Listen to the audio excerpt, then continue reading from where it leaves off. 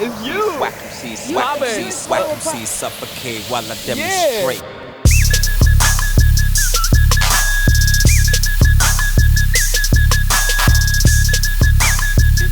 Baby, you're the one that I love. Hey, I'm Nasir, And I'm Isaiah. and you're watching POPPYN. Presenting our perspective on Philly Youth News. POPPYN is a youth-led news show that goes around the city to cover the positive things the youth are doing in order to better the community. This episode, we will be focusing on the youth in the criminal justice system. We're going to show you a skit that deals with police interaction. Then we're going to throw it to Tiff and Darren to break down the school-to-prison pipeline. We're going to swing it to Darren, who's at Drexel University, covering an event discussing the George Zimmerman verdict. Young people and community leaders are coming together in order to discuss and organize what we can do to resist racial profiling and racial injustice. Hi, I'm Darren with POPPYN. Right now I'm at Drexel University with a community event titled Trayvon Martin Race Matters, sponsored by Africana Studies. This event is basically to respond to the Zimmerman verdict and to show the community how to positively react to it. Let's go check it out.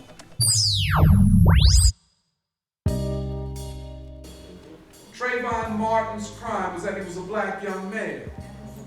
Oscar Grant's crime was he was a black young male. We have to point to the social, political, and ideological forces that have both motivated the crimes against an entire people and that continue to justify those crimes.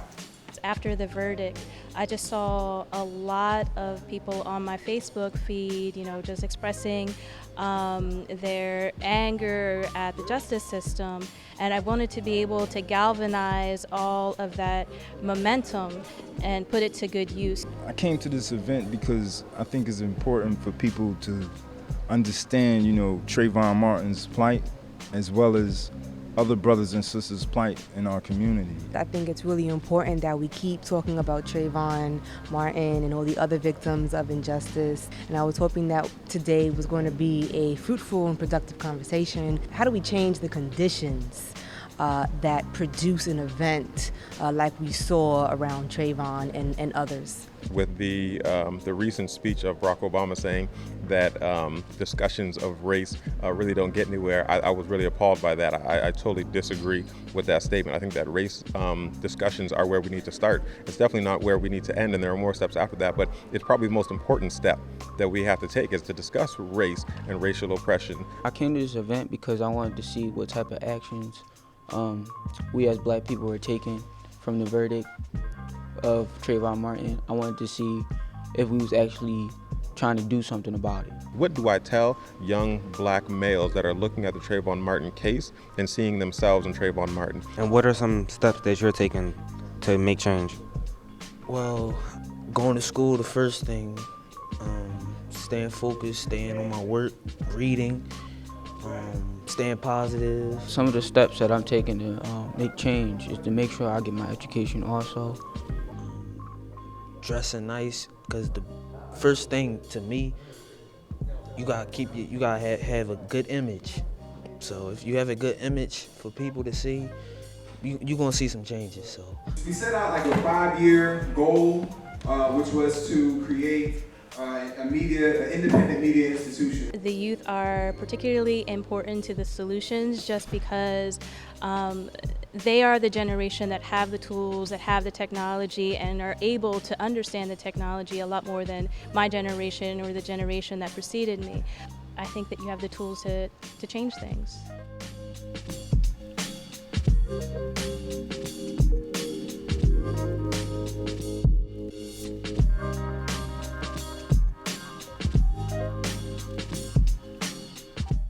Dang, that was crazy.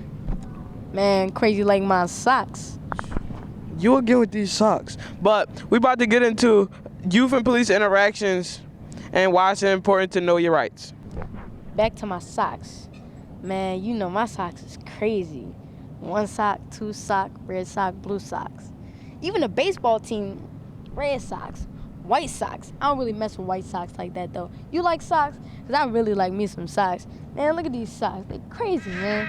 You like socks, huh, bro? You like socks?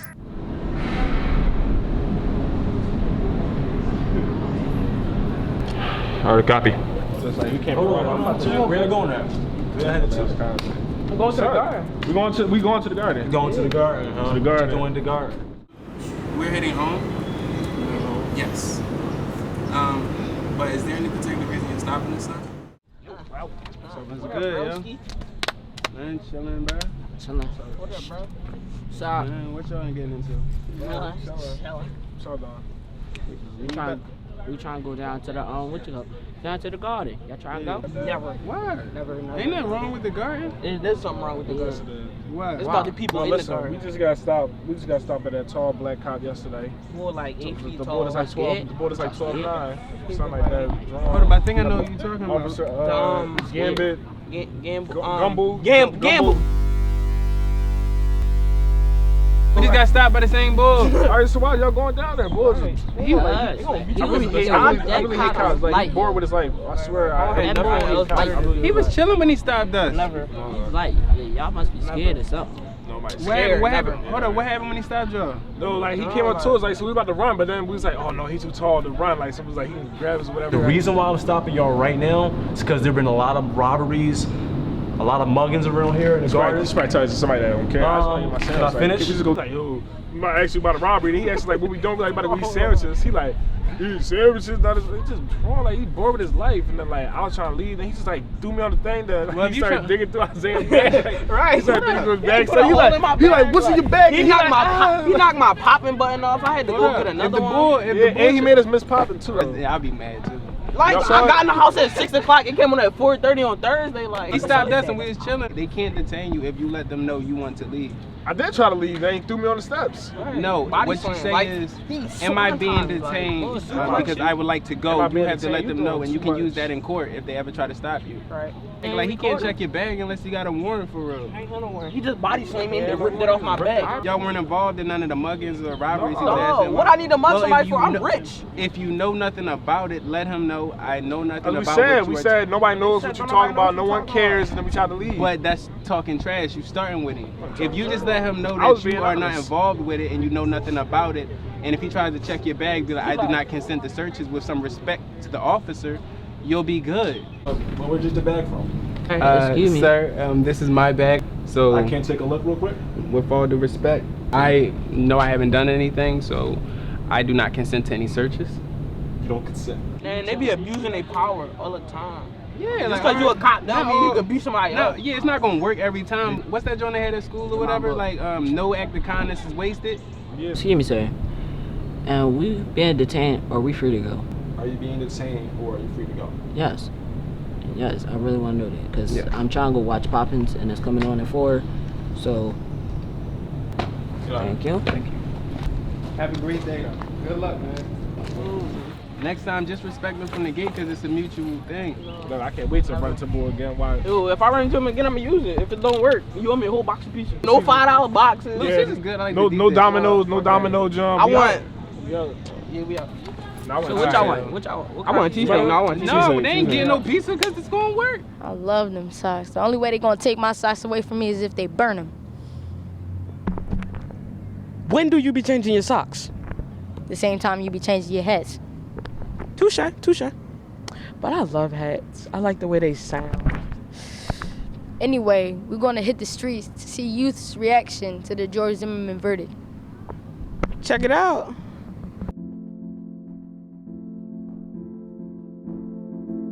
Have you heard about the George Zimmerman trial? Yes, I have.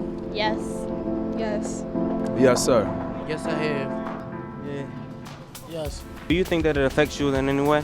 I mean, I feel that there was like a great injustice done to Trayvon Martin's family. That little boy, Trayvon, is somebody's son, somebody's brother. Me being an African American man, I feel that it affects me because he was racial profiled and that could happen to me. I feel as though the whole judicial system is wrong. I feel as though it was a very unjust, unfair, it was like basically racist.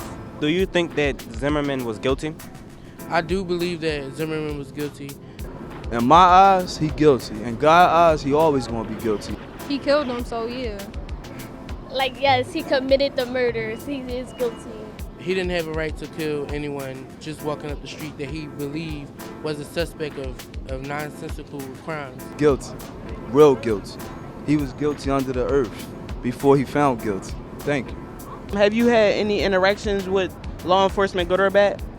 No, not me personally by myself. Yeah, I had a lot of interactions with the police. Bad. I've encountered the police like I had to explain like a fight or whatever, but no, not, directly. I've had several interactions. As far as good, not really too many, but as far as bad, a lot. Directly where we at, like right here. I'm pretty much a young man trying to do what I need to as far as to take care of a family as well as, better myself. This cop, this transit cop, he big ugly boy, just came up. And he must have got mad because I was standing there. But I've actually been stopped several times by the police officers from downtown and all around the city, mistaken for other people just because of the way I dress. And I see him do a lot of police brutality on like younger kids. I was standing there and he said, move, and I started moving. He just started saying like a lot of, what's the word for it? Inappropriate stuff to me. Start cussing at me and stuff. I would say this actually happens every day. Just coming up to me, bothering me, harassing me, asking do I have guns and I don't, and do I have drugs and I don't. So I was just like walking and he just like tackled me and threw me on the ground and stomped me. I called back up and they put hands on me too. How does racial profiling affect the relationship between the police and the community? Going towards violence isn't the answer.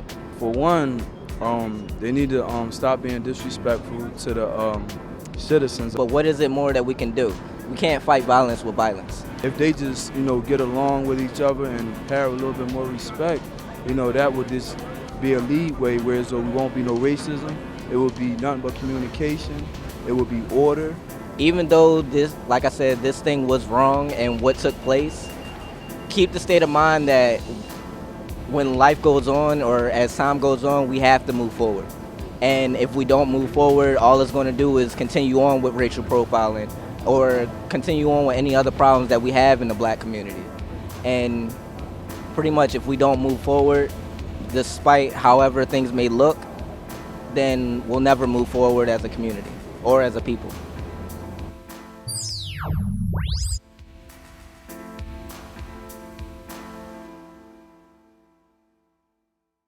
It's a crime to have that many socks. If I was a judge, I would give you life. Life? I'm just a kid. Jail is for adults. They charge kids as adults too. All right, then I'll just go to YASP and sign a petition. Hold up, wait, what petition? Just watch. It's coming up next. You'll find out. Take it away. Hey y'all, it's Poppin. I'm Tiffany. I'm Sid.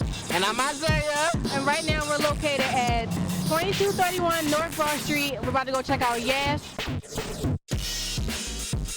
YASP is a youth empowerment program that helps kids who have trouble with the court system. So we're about to go find out more. We're about to go check it out. Check it out. What? All right, come on, sugar. We got tips, we got sick. What is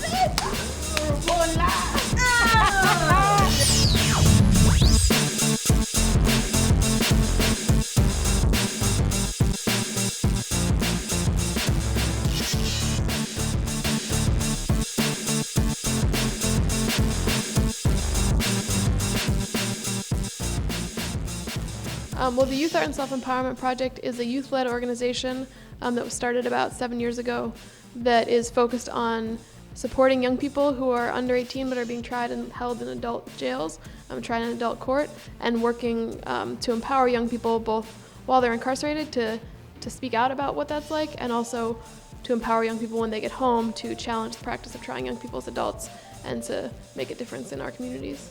And everybody that worked with us has been incarcerated or in the prison system. We do a lot of stuff. We go to Philly County jails, picking RCF to talk to the juveniles that is being held in the adult facilities. We have weekly art and poetry and music workshops where we're always looking for new talented artists and poets to come up and actually run workshops with the young people. We do spoken word, poetry, music, art. Yo, I love me some workshops. We also go out in neighborhoods every couple weeks and have a petition that says that people can sign saying that they don't think young people should be tried as adults. And we walk around getting signatures. We have about almost 4,000 signatures right now. The petition is about the juveniles that's being held on state foot. And that was passed in 1996 to allow juveniles under the age of 18 to be held pre-trial, charged as adults, and held in adult facilities. Ain't that crazy? That's crazy. Yeah, for any number amount of crimes like simple as robbery, aggravated assault, simple assault, a fight in school, you can get locked up and tried as an adult for that. Our long-term goals are first to repeal Act 33, which is the law that allows them to try young people directly in adult court. We want to repeal that law. We don't want any young people tried as adults in Pennsylvania. And then, beyond that, we want to dismantle the school-to-prison pipeline. So whether it's pushing young people into the adult system or into the juvenile system, we want to challenge all of the things like zero-tolerance policies, like curfew laws, things that criminalize young people and push them into the criminal justice system.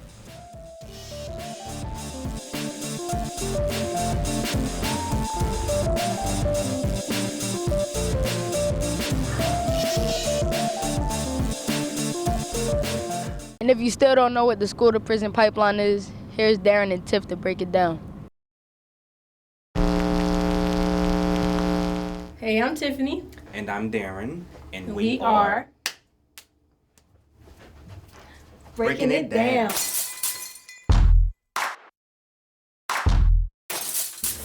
So Darren, have you heard of the school-to-prison pipeline? Yeah, what do you know about it? Well, it's a system of policies and practices that push disadvantaged students from schools to prisons.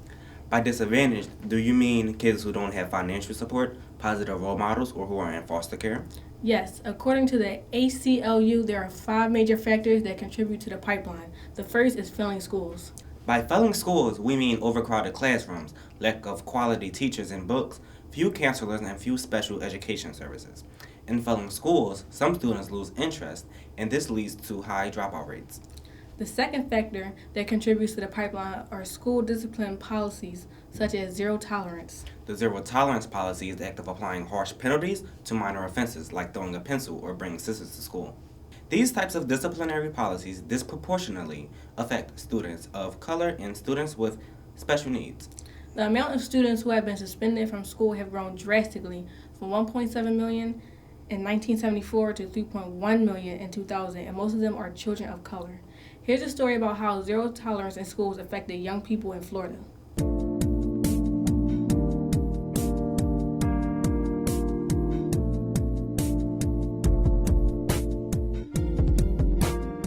Dang, that was crazy. Yeah, I know, and right now young people in Florida are organizing to change this. Dream Defenders, check them out.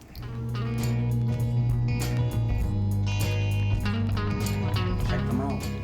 Third major factor that contributes to the pipeline is the policing of schools. Yes, some schools maintain discipline by employing school police to patrol hallways. When schools rely more on police than teachers and counselors, it seems as though security is more important in schools than education. Now it's important to remember that students of color and white students may commit the same acts at school, but students of color are more likely to be expelled, suspended, or even arrested. Research shows that in the U.S., 70% of students involved in in-school arrests are referred to law enforcement are Black or Latino. Some schools have scanners and metal detectors for when students enter the building. Although this makes some people feel safer, other students might feel as though they're entering a prison. That leads us to our fourth stop on the school-to-prison pipeline, disciplinary schools. Disciplinary schools are the step below prison, and some of them have few educational resources. So when students are free to re-enter schooling, they are often left unprepared and undereducated to follow along and keep up with the classes. The fifth factor that contributes to the pipeline is court involvement in juvenile detention. That's right. 80% of students do not have lawyers when they're involved in the court system. Obviously, it's really difficult for students to return to traditional schools after being held in juvenile detention, especially if they don't have advocates. So consider how this affects you. Do you see the school-to-prison pipeline at work in your school? What are you going to do about it? If you want to help find a solution, check out these organizations and get involved. I'm Tiffany. And I'm Darren. We just broke it down.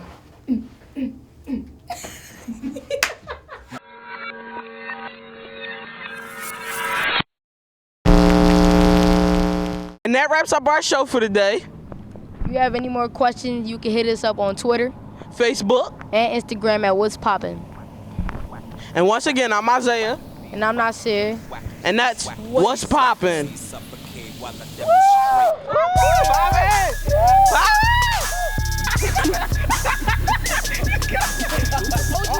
I told you twice. First time I told you I try to be nice. I'm gonna tell you again, and I'm gonna tell you for last. If I have to tell you again, I'm gonna whoop you. Had a lot of complications, missing batteries, missing cameras, all that. It's raining out, we wet. Just keep it down for a second. You about to do this real quick. But it's Gucci. We will prevail. 65 for this PC.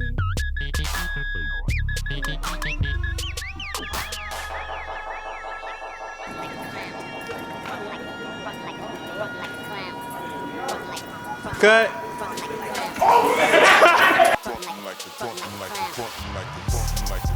Oh, backwards. Ready? Put your arms around me and stuff. Be friendly. Baby, it's you. You're the reason why. You're all the time. Yeah. You make everything stop. You put my love on top, baby, 'cause you're the one that I love. That wrap up our show for today.